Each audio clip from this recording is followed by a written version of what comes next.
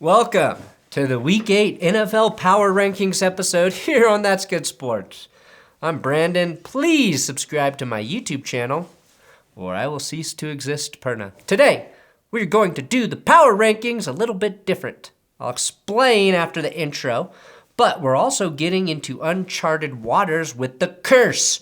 Last week, with the addition of the spin wheel, the Chargers received the Power Rankings curse. They were on a bye, though, so we don't know if it worked yet. Today, I spin the wheel again to curse another team, and we head into Week 8, monitoring 2 curses. Okay, so without further ado, we're going to spin to see who gets the curse.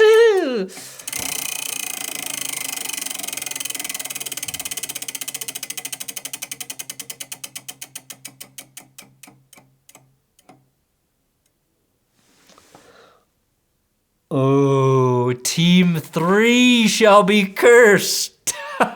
I forgot who I put at 3, so this is going to be interesting. Week 8, Power Rankings. That's Good Sports. Boop,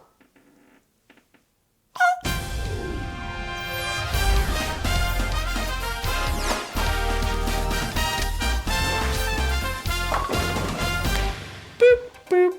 Do the subscribing if you like. Also, it's my birthday week, and all I got was a shitty cold that won't go away. It's not the worst cold. It just won't die, like Tom Brady. It just won't go away. Anyway, for my birthday week here at BenchwarmerBrew.com, we're doing a $3.70 discount since I'm turning 37 years old with the promo code OLDMAN. So if you want to get the biggest discount to date on my coffee, BenchwarmerBrew.com, code OLDMAN. Because fuck me, right guys? That's what my marketing partner said. Hey, Berna, sell some more coffee, because you suck, idiot. I don't know why I take so much shit. Power Rankings. As I mentioned, I'm going to do it a little different today. I'm going to keep the Cowboys, the Bills, and the Chargers off the list this week since they all had byes. Now, they maintain their spots of 2, 6, and 7, but they go on the Perna reserve list until they play again. That way, we can throw a few more teams into the mix today. Rising in the Power Rankings is the Manning Cast. Did any of you watch Monday Night Football? No? Between the Seahawks and the Saints? No? Okay, well, let me recap it for you. DK Metcalf scored an 84-yard touchdown in the first 5 minutes. Alvin Kamara and Demario Davis showed they're both still really good. And then nothing happened for 3 hours. Except the Manning Cast, which saved the whole broadcast. The Manning Cast, featuring Marshwan Lynch, was so good that I thought I was watching the NFL presented by HBO. Jeff Saturday loved the double tap. He loved me constantly spanking him, right? Shot and a half of Hennessy before the game. Did you do anything to get warmed up tonight? I had a 3-shot minimum today. So I'm feeling real good. Oh, what the fuck? I mean, Constantly spanking him, right? Helmet and type of shit like that, so. Constantly spanking him, right? And that glorious presentation of football talking led to TV disappointing me. TV forced Peyton Manning to bow down and apologize for Marshwan Lynch dropping F-bombs during the broadcast. I apologize for some of the language. It's not what we're trying to do on this show. I had to remind Eli that this show is live. So Eli's learned his lesson. Marshawn, I probably should have reminded him. Don't you dare apologize for Marshwan Lynch. He's the only man left on earth who I think can unify all of us. Okay, the Power Rankings coming in at number 10. All right, now I thought about putting the Saints here. I really did. Now, after all, they have a better record than the Colts at 4-2. They have that weird ass-kicking of the Packers week 1, and a very good defense. But that Monday night game was more boring than the Broncos-Browns Thursday night game. And for that, and that alone, I am punishing them. You waste my time, you don't go on the Power Rankings. Now, I appreciate that with Hard Knocks on the horizon, the Colts are really trying to stay relevant long enough for that show to be entertaining. Indy did a nice job braving the elements in Santa Clara to fend off the 49ers. A team that seems to have lost its identity, like Jason Bateman in that movie. Most importantly, despite having 2 of the dumbest turnovers you'll see all season, Carson Wentz does only have 1 interception in 2021. Pretty shocking for someone who led the league in picks in limited starts just a year ago. But the real catalyst for this team is Jonathan Taylor, who's averaging 5.5 yards per carry right now. He's also second in rushing yards and is in a 4-way tie with Lamar Jackson, Damian Harris, and Nick Chubb for the most runs over 20 yards this season. Number 9, the 4-2 Rah! The fucking Rah! Now, they may have fallen ass backwards into getting a great new head coach in Rich Bisaccia, who's now 2-0 since taking over for Jon Gruden. Not against 2 juggernauts exactly, but the team has put up a point differential of plus 3 touchdowns the last couple weeks. Derek Carr was outstanding Sunday, completing 31 of his 34 attempts without taking a single sack and finding 9 different receivers in the process. It appears as if offensive coordinator Greg Olsen and Derek Carr have great chemistry. But the key to the Raiders' success, in my opinion, has been Max Crosby and Yannick Ngakoue, combining for the most quarterback pressures of any pass rushing duo in the league with 79. Number 8, the 4-3 Browns. The fact that the Browns handled the Broncos so thoroughly without so many key contributors is incredibly impressive. Running back Dearness Johnson played better in the NFL than he ever did in the AAF. I'm not sure that says more about him or my friggin' Broncos, but good for him either way. He was also my Benchwarmer Brew Bench Player of the Week. That win, though, was a testament to how good the Browns' offensive line is, how deep their roster is, and how good of a coach Kevin Stefanski is. Not to mention, damn handsome. Damn handsome. Here's a funny sentence, though. We won't find out what this Browns team is truly made of until they play the Bengals. What? Number 7, we got the 5-2 Ravens. After a 5-game win streak, the Ravens finally fell back down to earth at the hands of the Bengals. Hooday. This was Lamar Jackson's first time losing to Cincy, and it was a beatdown that got so out of hand that the Ravens put in his backup Tyler Huntley near the end of the game. The Ravens defense allowed 520 total yards against the Bengals, including over 200 from Jamar Chase alone. The Ravens pass defense is about as up and down as you can get.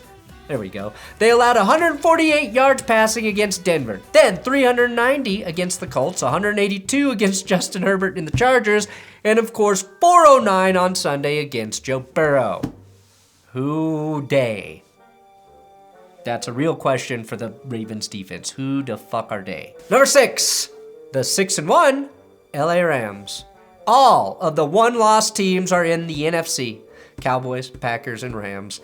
And the only remaining undefeated team is the Cardinals, also there. Now, the Rams have the best resume of any team not named the Cardinals right now. They should probably be higher on this list. But I don't think too hard about these lists.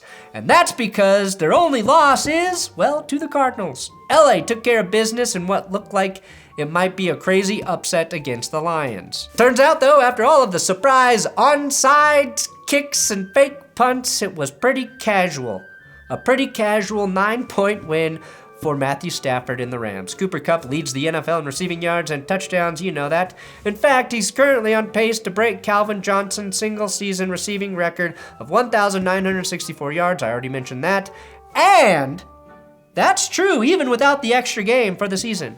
Forgotten is Robert Woods, who made many of the key catches in Sunday's win. Now, the Rams have a lot going for them right now in terms of the little things they do right. They are third best on third down. They have the second best red zone defense, and their kicker, Matt Gay, has hit on 13 of his 14 field goal attempts. They're well coached, and they're going to make the Cardinals sweat it out in the race for the NFC North, NFC West. Number 5, it's the 6-1 Packers. Look, I think the Rams might be a better overall team than the Packers right now, but the Packers are doing more with less, so that's why they're at 5. The Packers have now won 6 games in a row, giving them the second longest winning streak behind the Cardinals, who have decided not to lose this season. And sure enough, those two teams are about to play one another in what might be the game of the season. And naturally, it's on a Thursday night. But, oh well. I want to highlight the Packers' new defensive coordinator, Joe Barry, who just tested positive for COVID, but is a big reason the Packers are 7th in points allowed this season.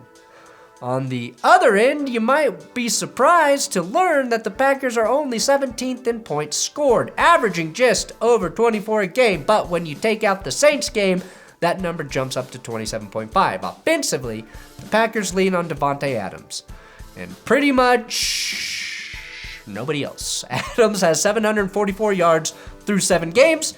No one else has more than 200 yards, so you better make sure that guy stays healthy. And oh shit, yeah, he also has COVID.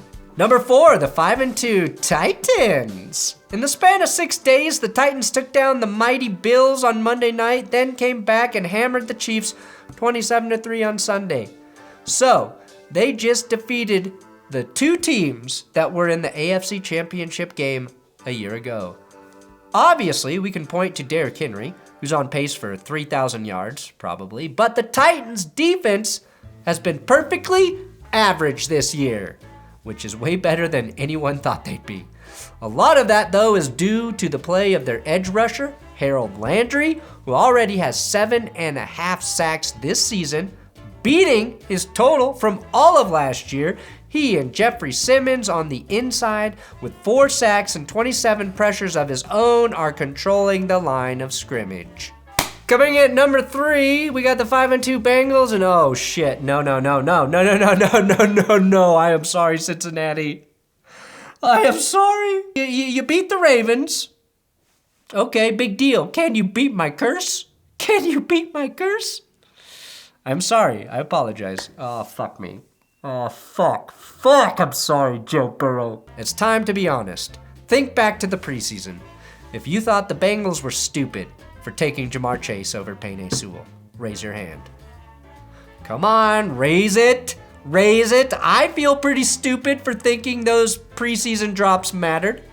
Turns out, he's not just the best rookie wide receiver, he's pretty close to being the best wide receiver, period. After putting up 200 yards against the Ravens, Chase is second in the league behind just Cooper Kupp, aka Vanellatron. We also forgot they did draft Jonah Williams in 2019, and after missing all of 2019 and part of 2020 with injuries, he's starting to play pretty well. Here's what nobody is talking about, though. The reason the Bengals are winning right now, in addition to getting great production from their offense, is they have a top 5 defense in points allowed, just 18.3 per game, and they're hard to run against, top 10 in that category. Bengals fans will tell you corner Chidobe Awuzie has been great in the secondary, and Pro Football Focus agrees, as he's the 2nd highest graded corner in the NFL right now. Their other corners, Mike Hilton, Eli Apple, and Trey Flowers, well, that's a different conversation. But with Von Bell and Jesse Bates at safety, they're aight in the secondary. Beating the Ravens in Baltimore was a landmark victory. It vindicates them on the Chase pick. Picking Burrow over Herbert, hiring Zach Taylor. It's making a lot of people in Cincinnati look really smart right now, which is no easy task for a city that still eats Skyline chili. And it's got them atop the division, atop the AFC, and on track to make the playoffs for the first time since 2015. My recommendation? 3 shots of Hennessy before the game for every player, and that will break the curse. What the fuck? I mean, that will break the curse. Number 2, yeah, the 6-1 Buccaneers. We know now, thanks to this weird stat, that Tom Brady has exactly 6 times the amount of passing touchdowns as NFL legend Kyle Orton. Why is Kyle Orton on this list of quarterback legends? Was this a list of quarterbacks who are best at chugging Jack Daniels? If so, then he's way too low on this list. Somehow, the defending champion Buccaneers have one of the easiest schedules in the NFL for the rest of the season. Is that just what happens when Tom Brady is on your team? Tampa gets the Bills in Week 14, which should be a great game, but other than that, they have one more winning team on the schedule right now, and it's the New Orleans Saints. Coming in at number 1, we've got the 7-0 Cardinals. They are immovable. They are staying at 1. Now, the players on this Cardinals defense are so good that they've single-handedly turned one of the worst coaches of the last 10 years into a head coaching candidate once again. It's hard to argue considering Vance Joseph's defense has the fewest points allowed in the league after surrendering just 5 against the Texans. Yes, Scorakaki.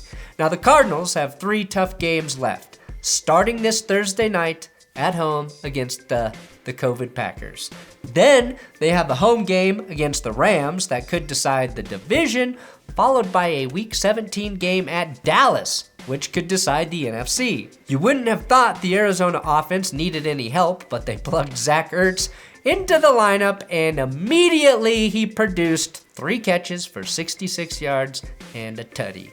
The Packers only have 1 receiver with over 200 yards. The Cardinals have 5, including Ertz. So congratulations, Arizona. Thanks for watching another episode of That's Good Sports. Please subscribe here on the YouTubes. You gotta subscribe or click on the video on the screen. It is yesterday's episode, Best and Worst of NFL Sunday. All of the lights